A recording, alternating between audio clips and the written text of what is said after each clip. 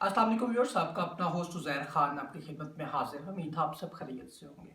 आज पूरी दुनिया ने देखा कि हिंदुस्तान में क्या हुआ, सिखों ने इंडिया के साथ क्या किया, किसानों ने वहां पे क्या किया। आज मैं उस चीज पे बात करना चाह रहा हूँ कि 2 लाख ट्रैक्टर से जायद 1 मिलियन लोग थे उन ट्रैक्टरों पे बैठे हुए, वो दिल्ली में दाखिल हुए और उन्होंने लाल किले पे कब्जा किया। मैं उस पर बात करना चाह रहा हूँ।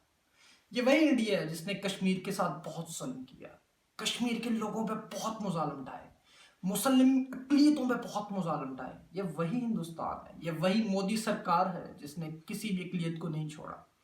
इंडिया का झंडा तिरंगा कहलाता है। तिरंगे में 3 रंग होते हैं। उस 3 रंग का मतलब है डिफरेंट अकलियत है, जिसमें मुसलमानों का रंग भी पाया जाता है, जिसमें जो है सिखों का रंग भी पाया जाता है, जिसमें हिंदुओं का रंग भी पाया जाता है। ये तिरंगे का मतलब है। लेकिन मोदी सरकार ने इस तिरंगे को पाँव में रौंद दिया। दुनिया ने देखा कि मोदी सरकार क्या कर रही है, लेकिन वो डटाई से कह रहा है कि हमारा तो दुनिया में बहुत सम्मान हो रहा है, दुनिया हमें बहुत पूछ रही है। लेकिन उसको ये नहीं पता कि उसके साथ क्या हो रहा है। मीडिया उसके मुल्क की उसकी गोद में बैठी हुई है, लेकिन और कोई मीडिया उसकी गोद में नहीं बैठी हुई। किसानों ने आज से 5 माह पहले ये तहरीक का आगाज किया था। इन्होंने एक जो कानून है वो नाफिजुल अमल किया, जिसको एग्रीकल्चर एक्ट 2020 कहते हैं, जिसमें 3 कवानीन थे। किसानों का शुरू से यह एहतजाज है कि उन कवानीन को खत्म किया जाए। इसमें एक कहा जाता है जी लार्ज बायर कोई प्राइवेट पार्टनरशिप वहां पे है जो इस सारे कवानीन को जो देखती है। इसका मकसद सिर्फ ये है कि जिन लोगों ने मोदी को सपोर्ट किया फाइनेंशियली इलेक्शन में या उसकी कंपेन में, उसको इनको उन इंसानों को इसका फायदा जा रहा है। जिसमें से हमारे पास मुकेश अंबानी आता है, मित्तल आता है, टाटा आता है। ये टाटा स्काई वाले, ये जितने ये सारी सारी लार्ज ऑर्गेनाइजेशंस के बंदे बैठे हैं, इनको फायदा जा रहा है। किसानों को जब ये चीज अब समझ आई है कि ये जो बीच में थर्ड पार्टी है, जिसे हम अगर अपनी पंजाबी जुबान में आड़ती कहते हैं, अगर मैं उस टर्म्स में जाऊं, ये जो थर्ड पार्टी बैठी हुई है, सारा फायदा तो इनको जा रहा है। किसान वो चीज है जो जमीन का सीना चीर के चीजें निकालती है। आप बहुत से लोगों को आप खत्म कर सकते हैं, आप उनको उनके प्रोटेस्ट को खत्म कर सकते हैं, आप उन लोगों को आप उनको खत्म कर सकते हैं, लेकिन किसानों को आप खत्म नहीं कर सकते। किसान तो वो इंसान होते हैं जो जमीन का सीना चीर के चीजें निकालते हैं। आप उनको मुंतशिर नहीं कर सकते। 5 माह से वो लोग एहतजाज कर रहे हैं, लेकिन मोदी सरकार को जरा भी नहीं है, उनको जरा से शर्म नहीं है कि हम किसानों को देख रहे हैं। हमारा मुल्क किसानों पे चलता है, हम ये इनकी सब्जियां उगी हुई खाते हैं, हम इनका बीज खाते हैं, लेकिन उसको कभी शर्म नहीं है, कभी शर्म नहीं है। आज योम जमहूरिया था, किसानों ने इस दिन का इंतखाब किया कि हम इस दिन पे दिल्ली पे हमला करेंगे। उन्होंने हमला किया। आज ये तारीख में लिखा जाएगा। उनका लाल किला ऐसा ही है जिस तरह मीनार पाकिस्तान हमारा है। आज लाल किले पे उन्होंने खालिस्तान का झंडा लहरा दिया।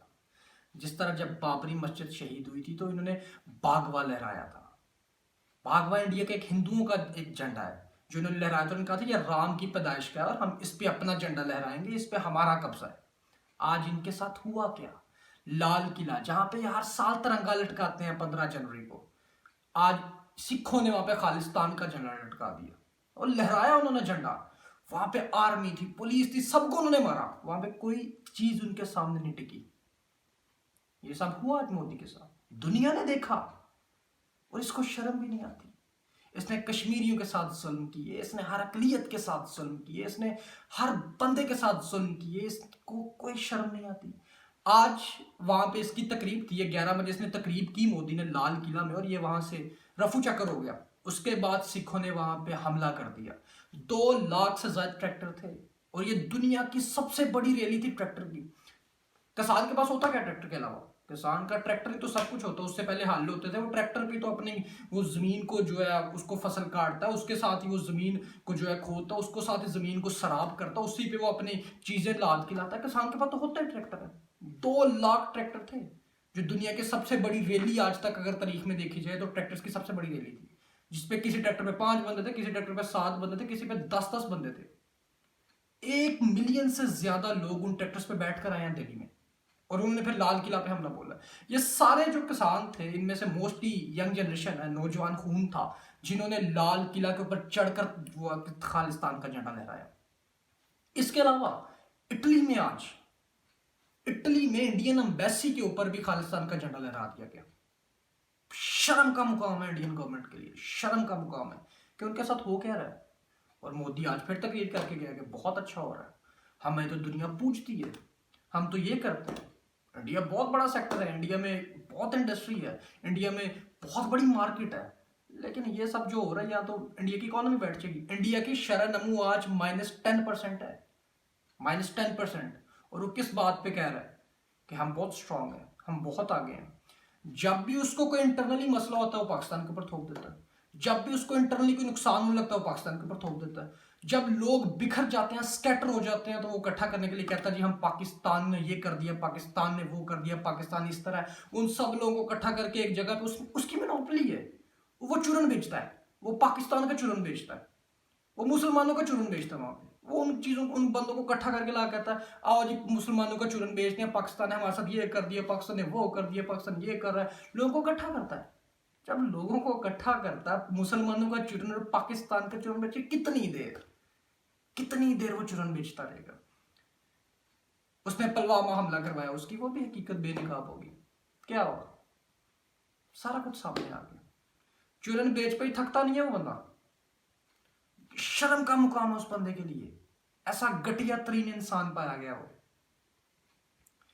उसके साथ बहुत बड़ी गैंग है जो सारा कुछ ये कर रही है। किसानों का ये हमला आज इंडियन एजेंसीज कह रही हैं कि पाकिस्तान से 300 ट्विटर अकाउंट्स जो है ना वो कंट्रोल हो रहे हैं, और वो सोशल मीडिया में पूरी कंपेन कर रहे हैं कि ये 300 ट्विटर अकाउंट जो है सिखों को एक वर्गला रहे हैं, उन्हें कन्विंस कर रहे हैं कि आप जाके लाल किले पे हमला करो।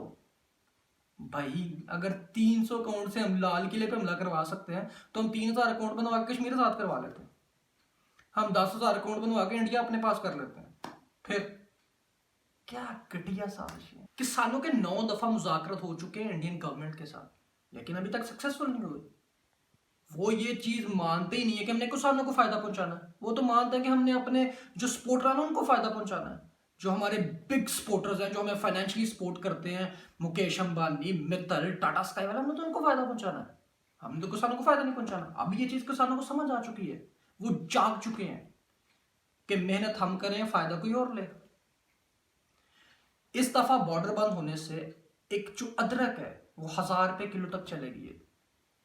इंडिया के सिख कह रहे हैं कि हमारी अदरक जल गई है, वहां पे कोई उठा नहीं रहा, गल गई है, कोई नहीं उठाता, सिर्फ बॉर्डर्स बंद होने की वजह से। ये सिर्फ इस घटिया बंदे की बॉर्डर्स पॉलिसी की वजह से। दुनिया कहां पहुंच गई है, दुनिया के जो सारे कंट्रीज हैं, यूरोपियन कंट्रीज हैं, शेंजन स्टेट्स हैं, वहां पे 27 to 28 कंट्रीज हैं, वो इकट्ठे होकर रहते हैं। इस बंदे ने बॉर्डर बंद किया कि एक दूसरे की ट्रेडिंग ना हो सके, सिख मुसलमानों के साथ तजारत कर ही ना सके। मैं सिखों की हिमायत में नहीं बोल रहा, सिख वो कौम है जिन्होंने हम मुसलमानों पर बहुत जुल्म किया हुआ है। जब ट्रेन आती थी इंडिया से पाकिस्तान में तो उसमें से लाशें उठाई जाती थी, सिखों ने हमला किया। लेकिन आज सिख इस बात को मानते हैं कि हमें इस्तेमाल किया गया, मुसलमानों के खिलाफ इस्तेमाल किया गया। ये इंडियन आइडियोलॉजी, ये आरएसएस आइडियोलॉजी जो है, ये दुनिया की सबसे घटिया आइडियोलॉजी, जो इंसान को मार रही है, जो मुसलमानों को मार रही है, जो मुसलमानों का चूरन बेच रही है, जो पाकिस्तान का चूरन बेच रहे हैं वहां पे। और सिर्फ एक ही चीज कहते हैं, पाकिस्तान ने ये करवा दिया, पाकिस्तान ने वो करवा दिया, पाकिस्तान ने ये करवा दिया। मैं ये आप पे छोड़ता हूं ये सवाल कि जो किसानों के साथ हो रहा है, जो इंडियन गवर्नमेंट कर रही है, उसका मीडिया तो उसकी गोद में बैठा हुआ है, बाकी दुनिया आजाद है। प्राइम मिनिस्टर इमरान खान भी इसके खिलाफ बातें करते हैं, उन्होंने सीधा कहा है कि अगर तुम अब हमला करोगे तो हम तुम्हें छोड़ेंगे नहीं। बहुत अच्छी बात, बहुत अच्छी बात। मैं ये सवाल आपसे करता हूं, जो किसानों के साथ हो रहा है क्या वो ठीक हो रहा है? इंडिया जो एक्ट लाया क्या वो ठीक लाया? और जो वो अपने बिग सपोर्टर्स को, जो फाइनेंशियली उनके सपोर्टर्स हैं, क्या उनको फायदा देने के लिए वो ठीक कर रहा है? क्या किसानों की ये बात सुनी जानी चाहिए? क्या बॉर्डर्स ओपन होने चाहिए? क्या ट्रेड ओपन होनी चाहिए? ये सारे सवाल मैं आप पे छोड़ता हूं। इंशाल्लाह नेक्स्ट वीडियो में आपके साथ फिर हाजिर होंगे, तब तक दीजिए इजाजत, अल्लाह।